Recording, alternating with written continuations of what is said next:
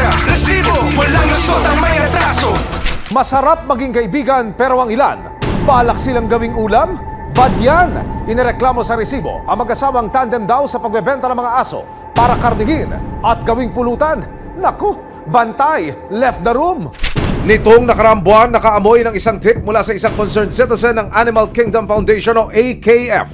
Ang sumbong, may lalaking nangangalakal daw ng mga aso sa San Ildefonso, Bulacan para ibenta, karnihin at gawing ulam. Attorney, yung bentahan po ng mga aso dito sa San Ildefonso, Bulacan, paano ho nakarating sa Animal Kingdom Foundation ang impormasyon? Way back 2021, may nagre-report na niyan sa amin na may bentahan dyan. At umulit ngayon ulit nitong 2023. Attorney, sa pagkakaalam ko, meron ka mga dalang resibo. Pagpapatunay kung ano ba ang itsura, ano ang kalagayan ng mga aso. Naku, Emil, na medyo kalunos-lunos sa kanilang mga itsura, Ayan, mga aso na nakasilid sa loob ng mga sakong ito.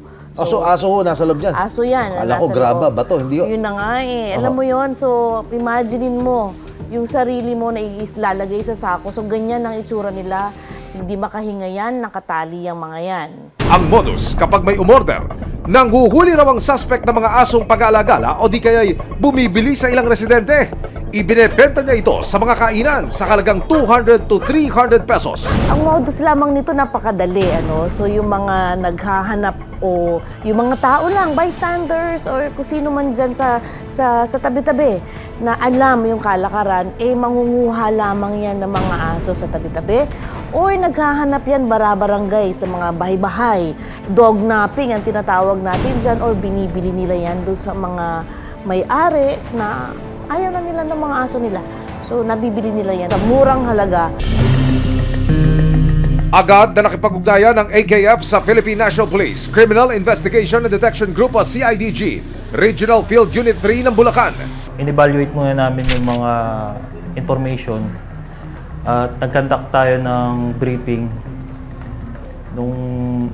After that po, nag-designate na po tayo kung sino-sino yung mga magiging parte ng nasabing operation.